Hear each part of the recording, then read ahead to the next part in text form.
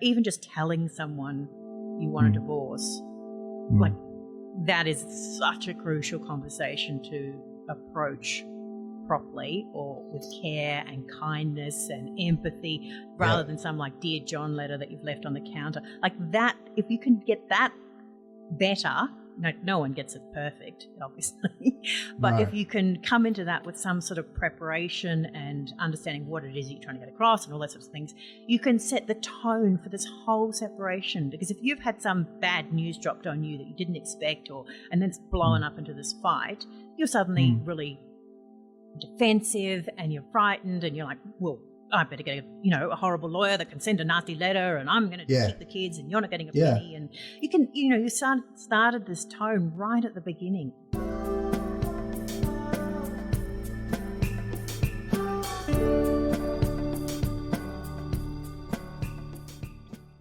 In this week's episode, I'm joined by Aynsley Jurson, a divorce and separation strategist. And whilst, yes, we will be talking about divorce, it's broader than that.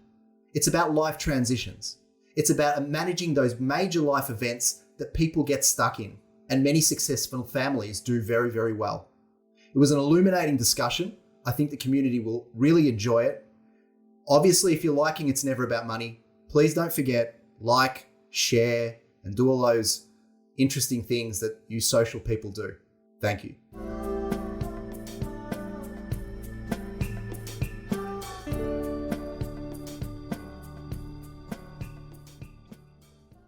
Right, so I'm joined by Aynsley Jurson. Hi, Aynsley.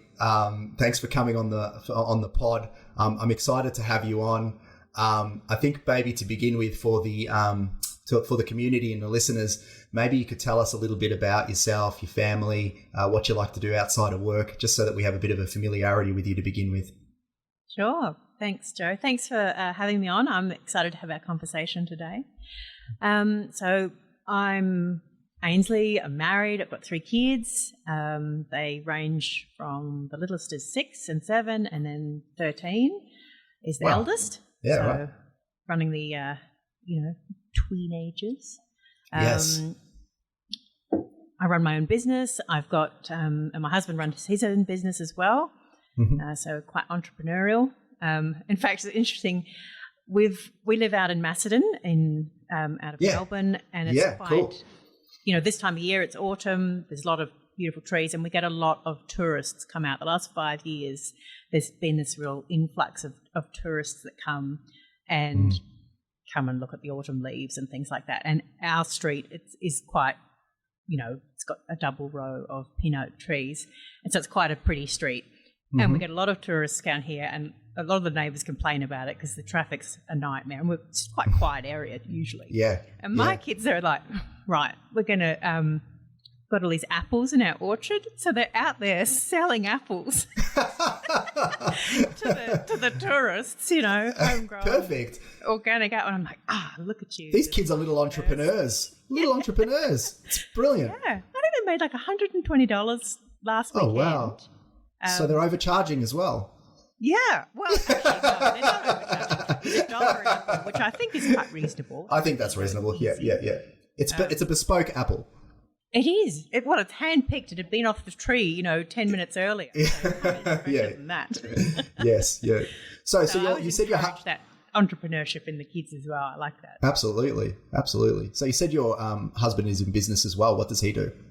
So he's got a commercial furniture business. Okay, cool. So providing sit-stand desks, ergonomic chairs, monitor arms, all that sort of stuff. He does a lot of commercial work, so a lot of work for the government, Department of Education, Treasury and Finance, so big kind of projects where they're wanting 100 desks. So he does. How do you as a family kind of make it work? You've got the young kids that you're organising. You're both business owners. It must be a challenge.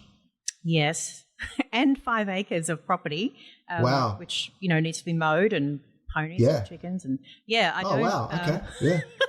I don't have a lot of sitting down and relaxing time. Very organised. I run my business like I've got this, amazing Asana board, and I have a VA, and so putting systems and things in place, I think, to help run the business make a big difference. But it's busy, but we like it. It's I think I really enjoy my business. I find it really makes a difference to people's lives, and it's important to me, the work that I do. So that, I think, makes it easier if you're passionate about what you're doing, that, you've got to get up, and sometimes you might have to work a bit late to get everything happening. Yes.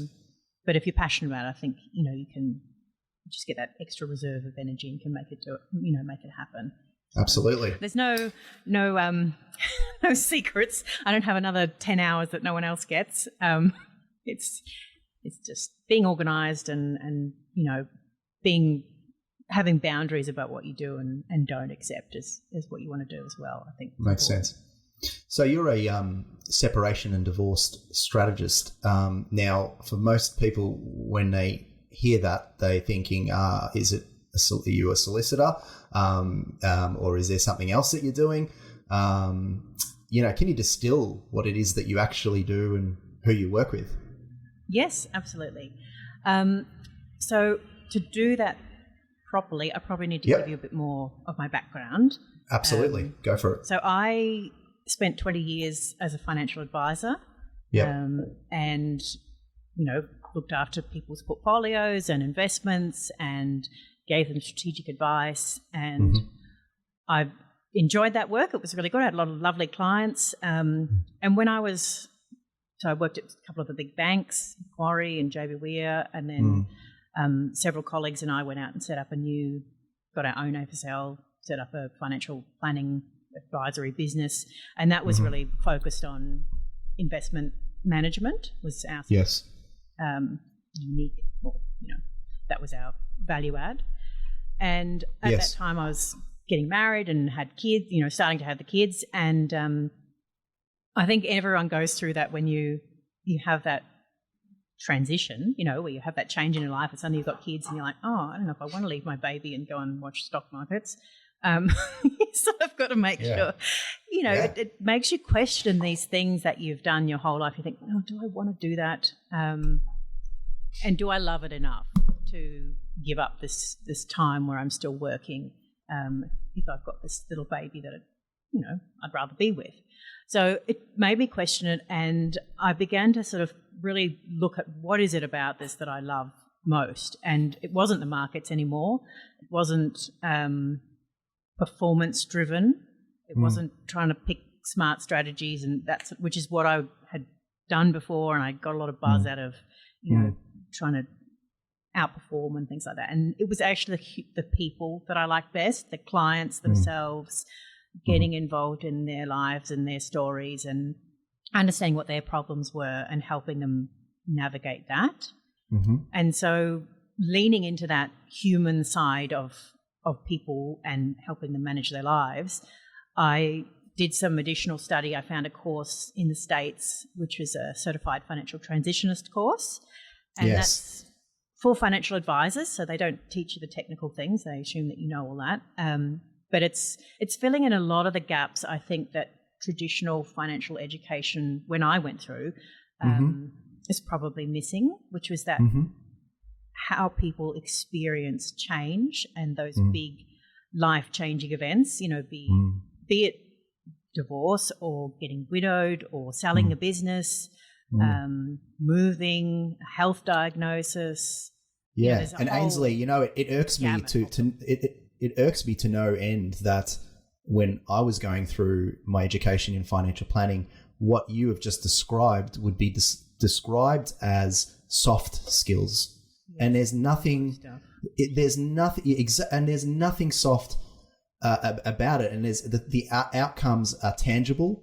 And, most advisors are having to learn, if they're self-reflective enough, through practice rather than formal education. So I commend you to go through that. That's it. When you're dealing with individual clients, it's a human, it's a life, it's a family, it's people that you're trying to help. It's not an institution. It's not a faceless super fund or a portfolio of stocks that don't have a person at the other end of it. It is a person, and it's their lives, and they're trying to make decisions in their own context. So having some understanding of what they're going through as people and how they might be struggling or what they need to support them to go through these changes. I think it's essential. Like every advisor should have an understanding, and more people are learning about this stuff. And there's different avenues to do it, but this is the way that I found, and I really liked the work. And so I did that 5 or 6 years ago, and then after that, I sort of really narrowed my focus to working with people going through divorce. That sort of life transition. I did initially work with quite a lot of widows because I think that was just a function of the client base that I had at the time. You know, they were sort of wealthy families that come to financial planners when they're nearly retired or retired, and they have this, you know, money to invest, and often it then is the woman that's left, and she maybe hasn't dealt with money before, and that's a lot of the reason that I was in the picture. So widows were something that I initially was interested in. But so it's a stereotype. It's a stereotype for a reason, right? There's this kind of gender imbalance, or has been historically. I don't know where we're at with it at the moment, to be honest. I don't keep up with it. But from a practical standpoint, there's an idea that you've got an individual within the couple that is kind of the more dominant around the financial side of things and probably the more educated. And it works in terms of division of labor until such time as that person is no longer there anymore. And you know, the person who's dealing with the finances is no longer there anymore. And the one that is now in charge sees that as an incredibly difficult task to deal with all of the complexity of finances. And so even in my practice, I find that quite often, and it's why we specifically address having both parties in the same room and educating both, but spending more time with the individual that potentially needs more education, right? Yeah. You see it in widows, and then divorce is the same a lot of the time. And so what's happening is that these people are suddenly thrust into this position where they have to now get to grips with money and finances and portfolios and insurance and all the stuff that perhaps they haven't had a huge amount of involvement in previously. And they're going through the upset of, an emotional upheaval of a divorce, or someone's died or something like that. So you're layering these things. Plus they've got kids to manage and work and houses to run. Like there's this there's a lot. Chaos. It's a lot. Yeah. And so that's why they can't, having an understanding of that there is a lot going on and that they're not going to be able to make decisions quickly, or that there's uncertainty, they can change their mind, all that stuff. That's normal. It's normal to feel overwhelmed and uncertain and question things. So I think if your advisor has a bit of context of that and is not like, well, why, I've given you this perfect plan, why don't you just get on with it? That's not what they need. They need someone that's like, it's okay. Let's do a triage. You've got enough money to get through the next 12 months. Here it all is. It's there. You know what life is going to cost. You don't have to make any more big decisions right now. Like that's giving them permission that everything is actually going to be all right if you take some time here. Take a break. Take 6 months. Take 12 months. Whatever it takes. Knowing that you're not making any big irrevocable decisions in that early stage is so where you see a lot of these mistakes. And I suppose we're going to unpack, as I keep asking questions through the episode, what it is your area of specialty is. But if you could sort of maybe summarize, a typical, engagement or your role in separation or / divorce. Yes, sure. I don't think I've talked about what I do at all yet. That's okay. No, it's been very useful. Yeah, it's super useful, like the background. Yeah. So I have that financial background, which I think is a unique, well, not is it unique? In the work that I do now, I don't find that there's as many people that have that financial background, because that's really what a lot of people struggle with. So people that are going through a divorce, they have that emotional side, so understanding how that is playing out and what they need support with, and then they've got to figure out their money and they've got to figure out what's happening with the kids. So they're kind of the two big things that have legal implications, but they also have these financial and parenting and logistics and all the rest of it. So my work now is supporting people ideally from right at the beginning. So when they're thinking about what would a divorce look like for me? What are the impacts going to be if I go down this path? What do I need to get prepared for? What do I need to know? What are the legal pathways? How do I tell my spouse that I want a divorce? How do I tell the kids I want a divorce? Like right at that early stage. Oh, wow. So you're actually getting in there before they've, actually pressed go, Yes. Wow. Okay. And the reason that's my preferred place to start, because then you can really help them set the tone of the divorce and the separation and all those sorts of things, because it's such an emotional period. And if you're listening to people who are like, oh, I never liked him anyway, and you need my bulldog lawyer, and my sister's brothers, cousins, aunt use this lawyer, and, that sort of, like you sort of, if you're not getting that, a bigger picture view of what this is like, what are all these different implications, and why these decisions are so important, even just telling someone you want a divorce, like that is such a crucial conversation to approach properly, or with care and kindness and empathy, rather than some like Dear John letter that you've left on the counter. Like that, if you can get that better, no one gets it perfect, obviously, but if you can come into that with some sort of preparation and understanding what it is that you're trying to get across and all those sorts of things, you can set the tone for this whole separation. Because if you've had some bad news dropped on you that you didn't expect, and then it's blown up into this fight, you're suddenly really defensive and you're frightened and you're like, well, I better get a horrible lawyer that can send a nasty letter, and I'm going to keep the kids, and you're not getting a penny. And you can, you started this tone right at the beginning.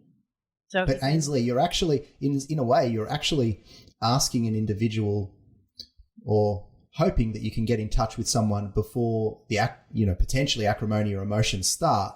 But it would be super challenging, right, to think strategically when specifically around divorce, emotions would be at their highest points. When I think about retirement, that's another matter. I think in some ways you can prepare for retirement and people are willing to have a strategic think about whether or not they're going to, not all of them, but some. With divorce, it must be very challenging for you. It is, but it's also, people don't wake up one morning and be like, you know what, I actually can't stand your face anymore, let's get a divorce.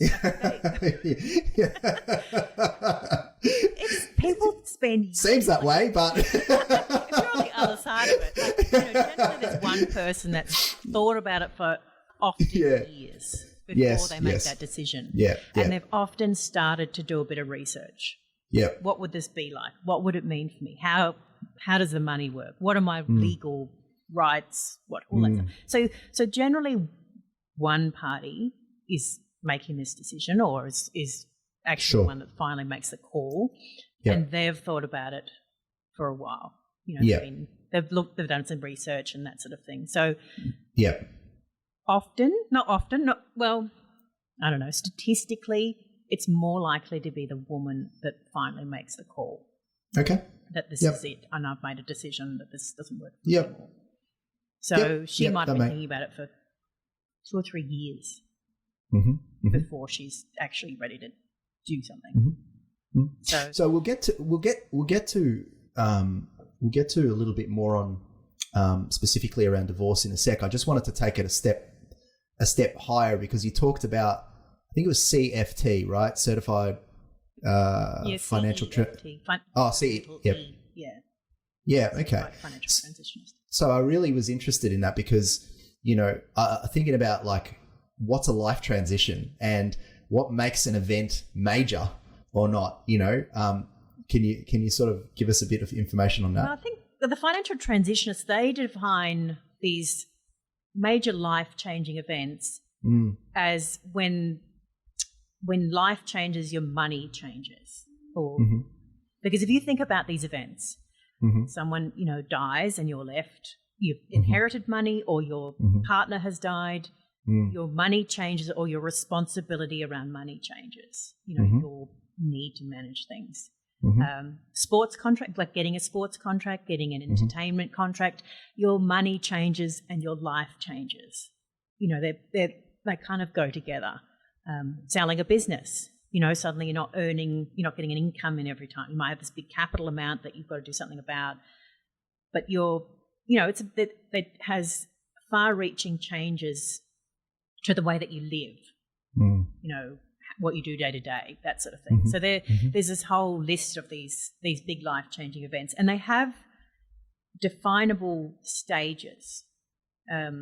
So if you think about the first stage is anticipation, which is what we were talking about before. So this person who's thinking about leaving their marriage, they're in that anticipation stage. So if you think about retirement, when you're planning to retire, that's years and years, and hopefully, if you think about it properly, if you've got a good financial advisor who's making you plan for it, that could be 20 years that you're in that initial stage. You're selling a business. You don't wake up one morning and the business is sold, the money's in your bank and everything's handed over. It's a long lead time. So that anticipation stage is when you start to think about what this life-changing event is going to mean to you and how it's going to impact you.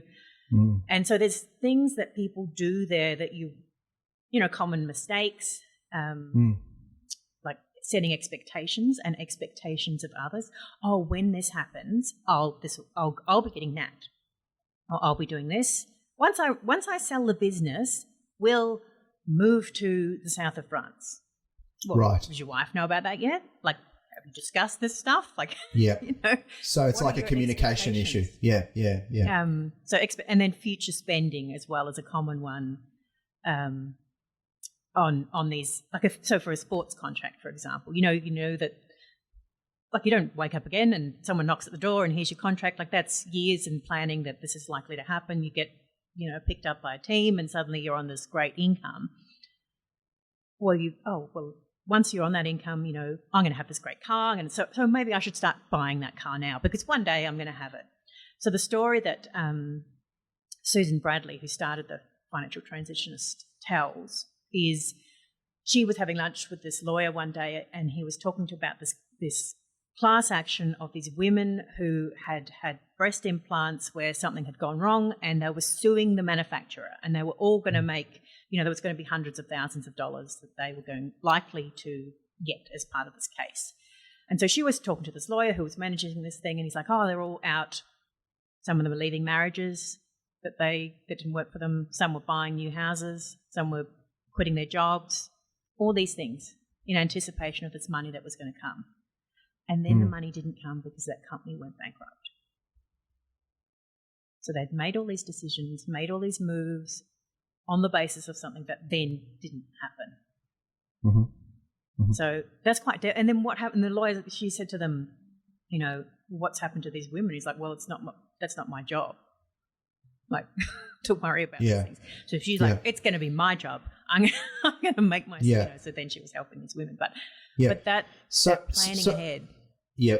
So is that planning ahead side of it? Are you sort of suggesting that there needs to be a greater level of clarity around the planning ahead by thinking about your future self now and really getting or spending the time not just living in the moment, but also thinking about your intentions long term and who you want to be around, where you want to be, and then communicating that with those people that are actually involved in the. Is that anticipation? I mean, that's a lot of that goal setting work, and also, I mean, I work in divorce, so that's my context. But if you think about who, a lot of the things, the decisions that you're making in a divorce are impacted by how you're feeling and thinking and how much fight you want to have. And so if you can sort of get ahead of that and be like, okay, if I look back in 5 years, how do I want to have got through this? How do I want to have behaved, with dignity and kindness? I want to, demonstrate or show that to my kids about being resilient and being empathetic and flexible and taking some intention to okay, how that makes can we sense. get through this. Yep, that makes sense. Yep. So that anticipation stage, the money hasn't moved, the responsibilities haven't actually arrived yet, but it's coming. So there are things that you can do there. The next stage is what we call ending, and that's when there's no going back. Things happened. The business has been sold. The divorce is decided. And it's a really busy time. There's lots of legal and financial and big decisions to make. It can take a year. Like people are like, oh, I'll get this done in a few weeks. Like, no, it takes ages. It's a very busy time with lots of stuff to do.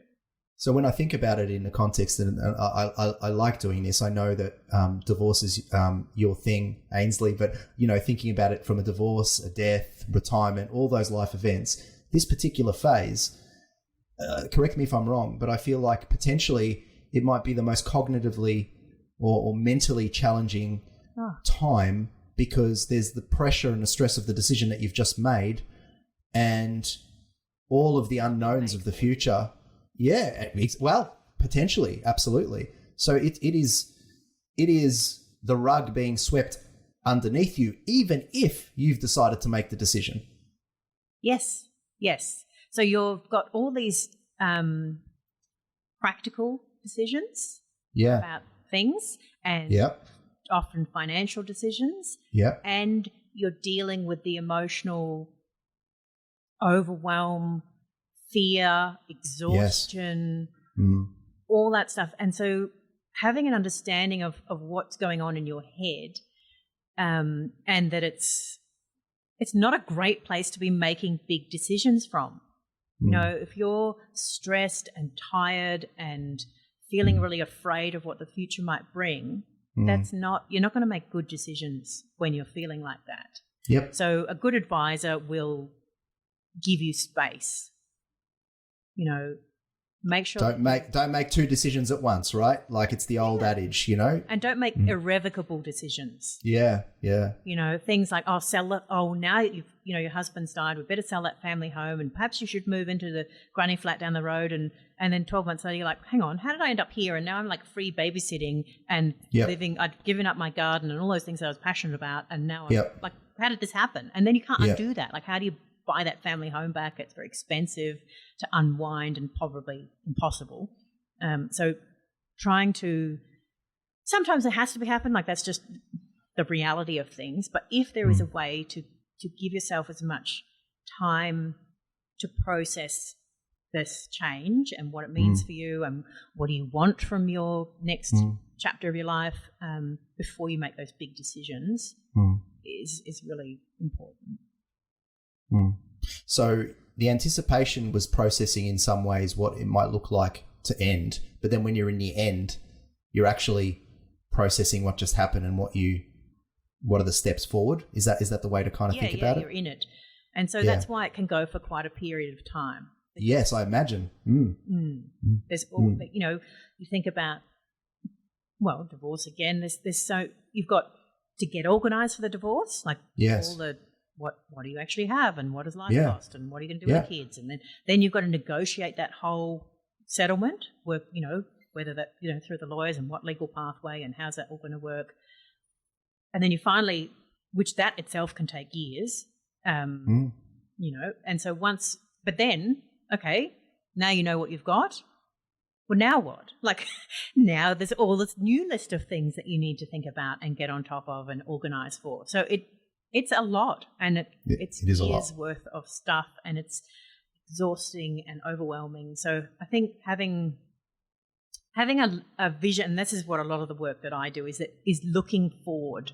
It won't always be like this. You will get through it. It's breaking it down into just kind of bite-sized pieces because there's a lot and it is overwhelming. And I bet you, Aynsley, being like, you'll be right. You can get through it. You just have to do this now. So what is important for now, and what do we put on the list for some other time, like later?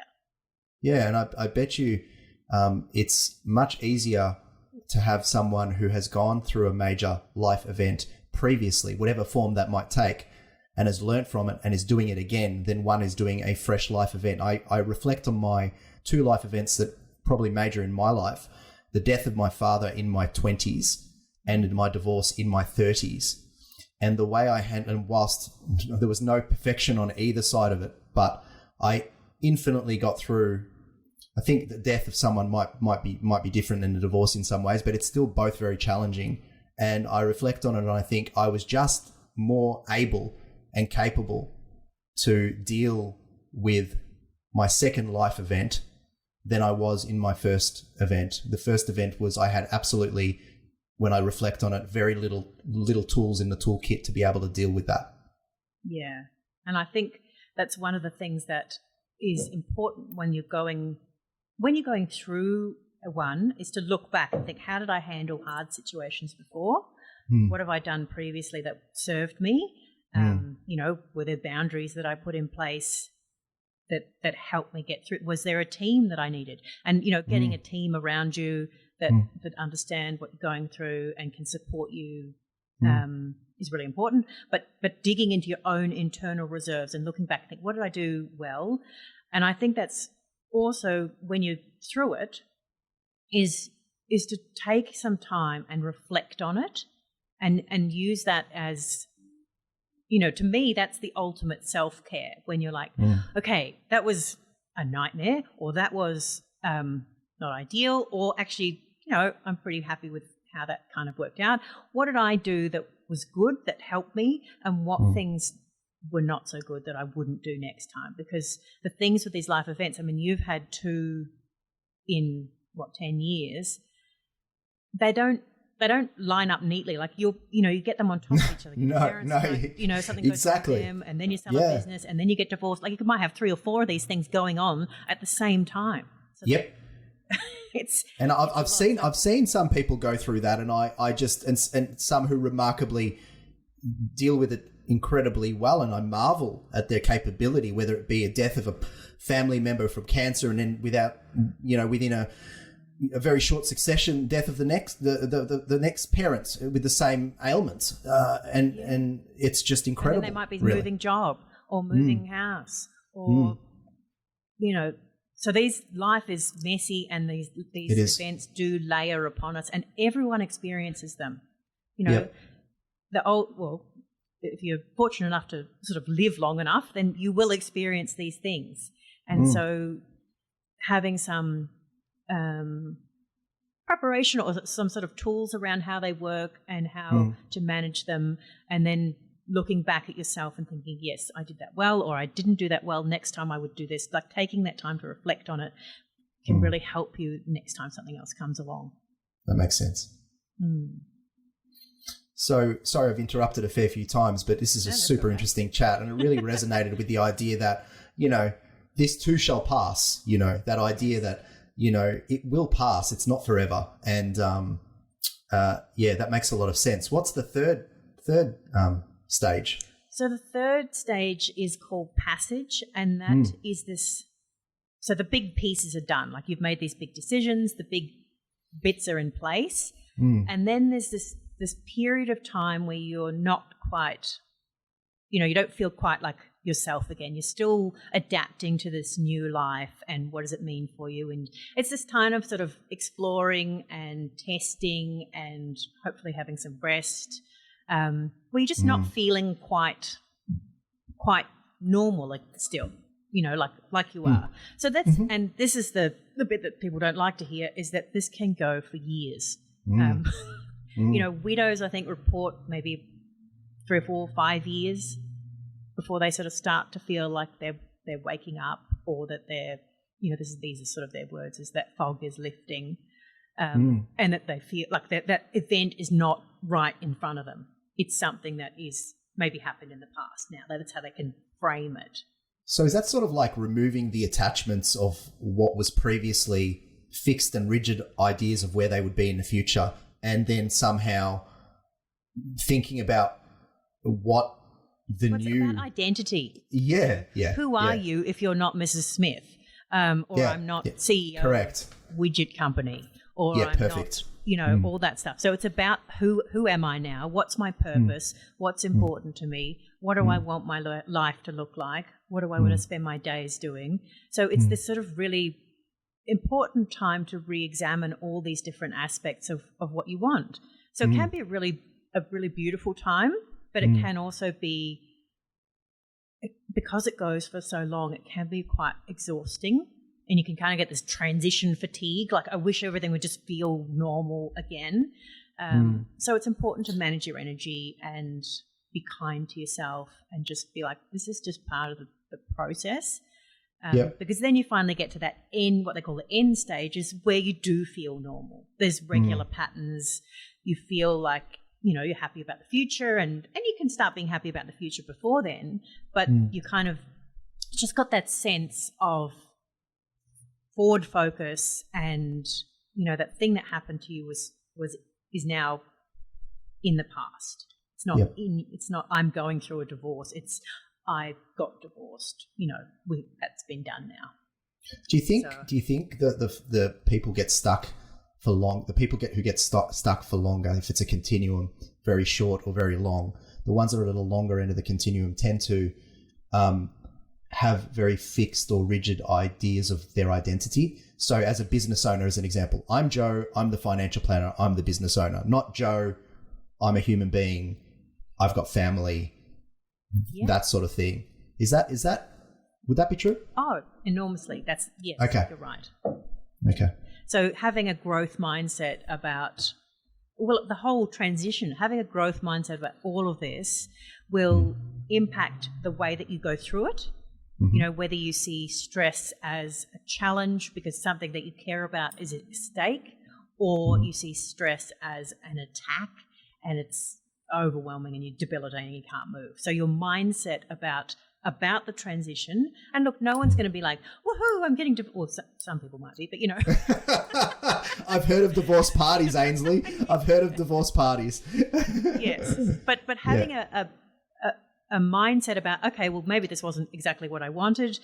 It is what it is, or I'll learn from it, but I want to look forward, and life has still got things to offer me, and it is, I think, and this is why I kind of like this space, because a divorce is a blank slate. Like, it's a chance to do it, like, have a look at all these aspects in your life and sort of be intentional about them, because you sort of, get into a relationship and you fall into this way of living because that's just what happened, whereas now you've got this chance to be like, okay, well, what do I want to do in my free time? Like, I know that you started guitar again, like you were keen when you were younger, and then you probably that fell by the wayside because life got in the way and all the rest of it. And now you're like, actually, I have some space in my life and I'm going to put in what I want in there. So I think doing those things can make the transition easier, because then you're like, oh, these are some cool things that I didn't expect that have actually come out of this.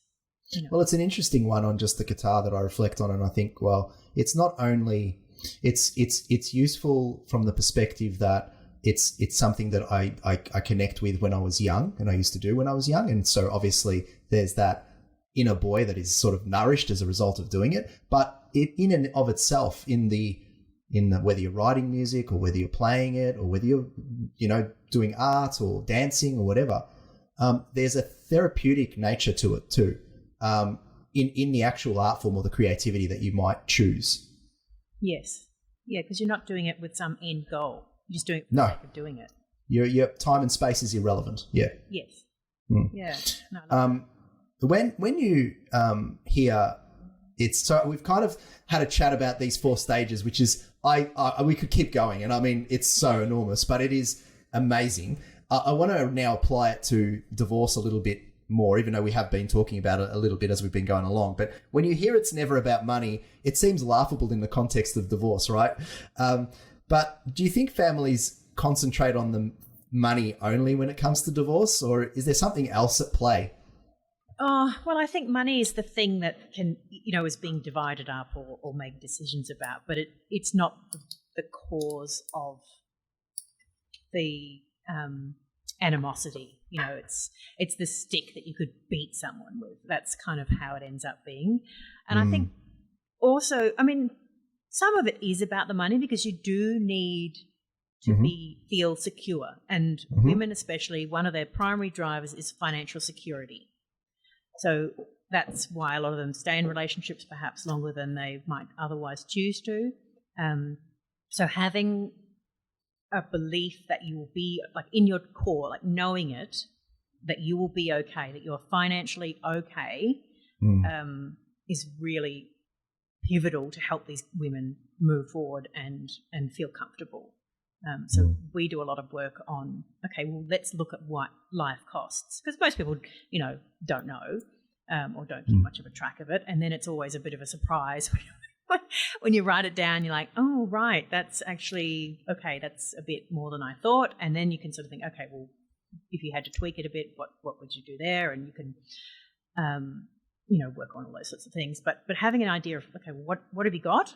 What are all our assets? And then what does life cost? What am I going to earn? How much do I need to earn to be able to sort of live this kind of lifestyle?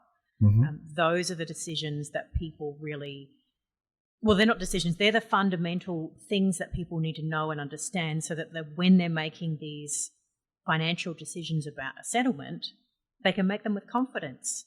Because most of the time they're making them with no context. Okay, if I got X, what does that mean? Like, what does that mean to my daily, can I still go to yoga?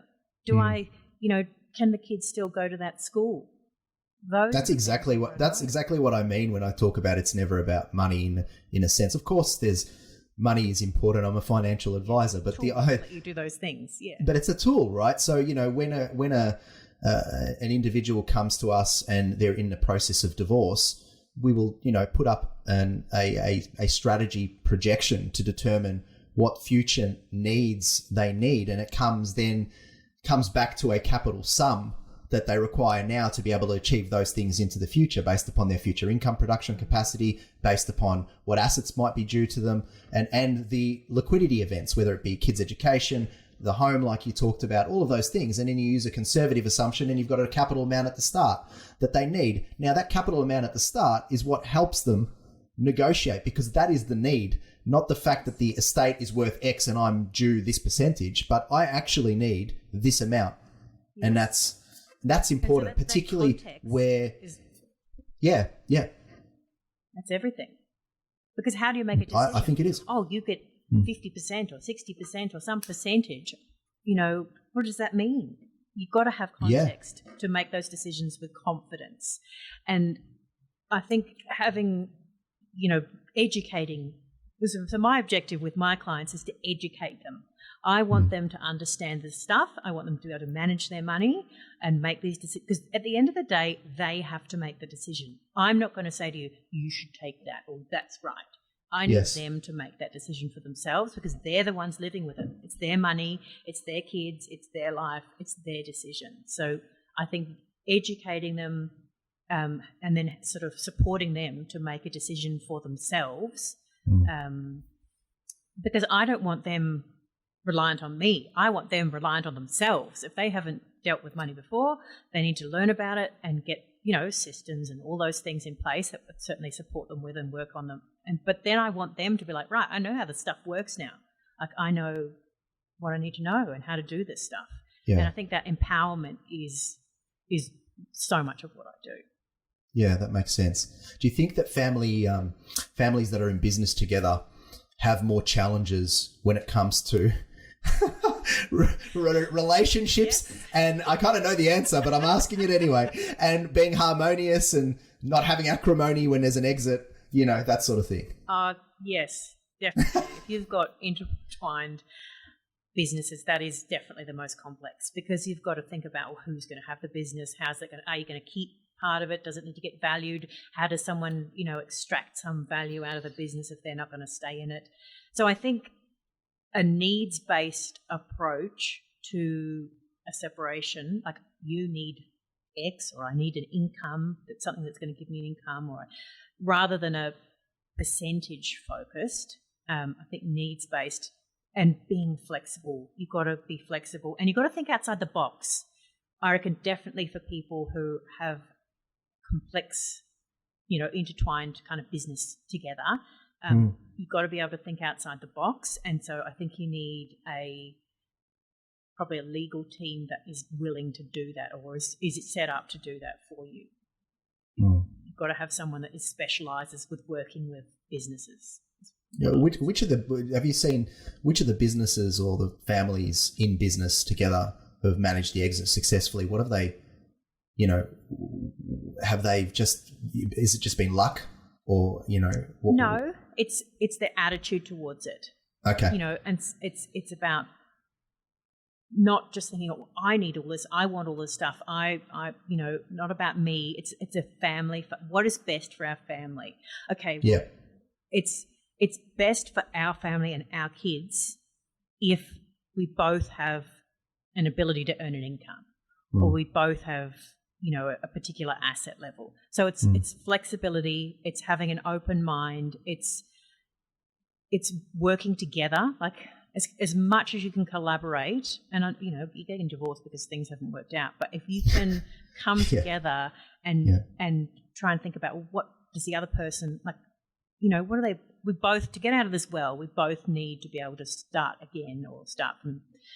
How does that going to work? So changing your mindset a little bit about what do I need, and it's all about me, to both of us, gives you a better family outcome. So it honestly, it's all about mindset and being flexible and thinking outside the box. So it's this strategic sort of thinking before all of this sort of happens, the anticipation, I think we said, stage. It's vital. Yeah, because if you've dropped a bomb on someone, and you've handled that badly, and they've gone up and reacted, and they've gone and got some bulldog lawyer who's like, right, we're going to do this. Yep. How on earth do you then come back together and be like, okay, let's work this out, kumbaya, and It's too far gone.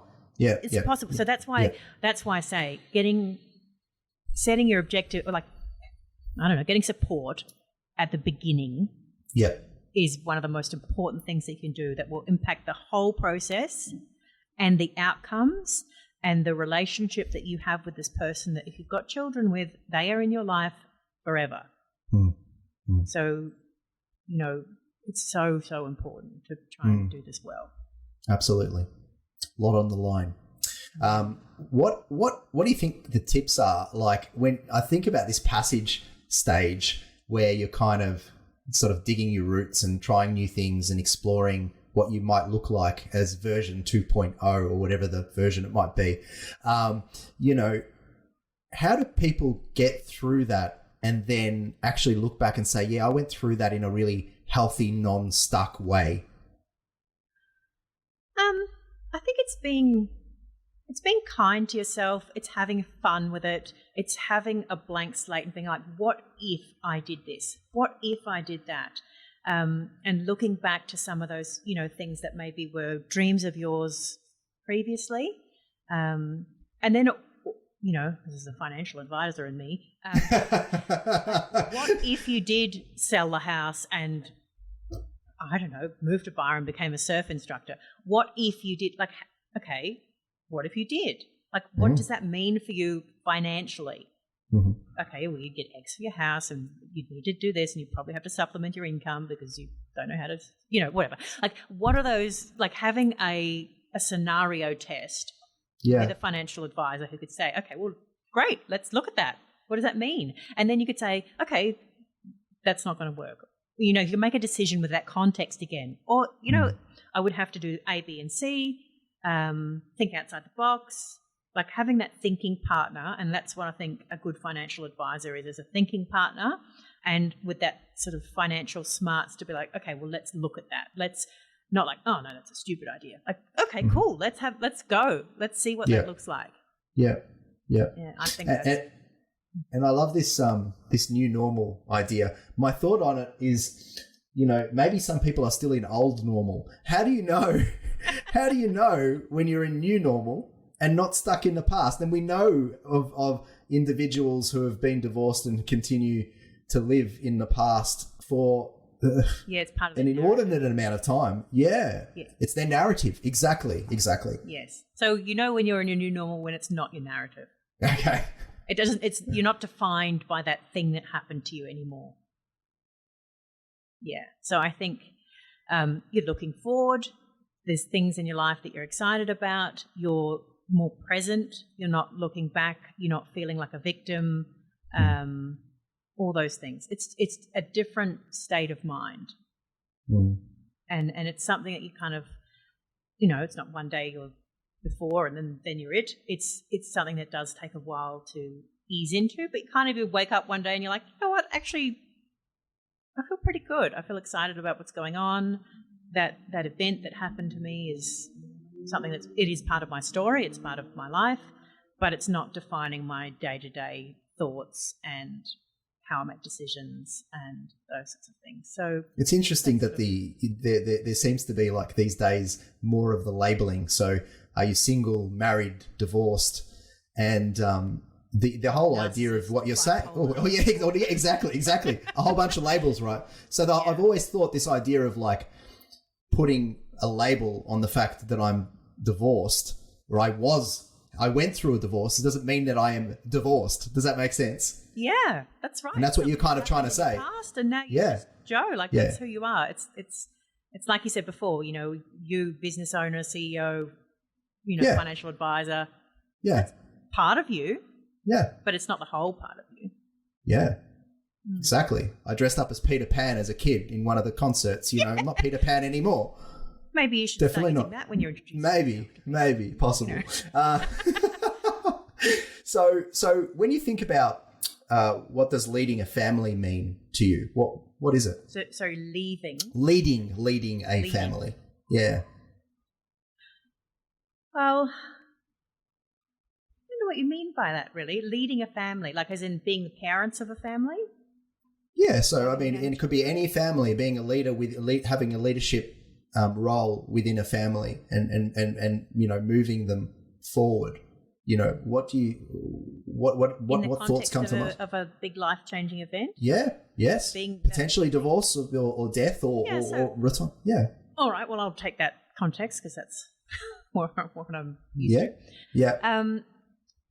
So if you're the parent and you're managing your family as you go through this, I think it's very important to take.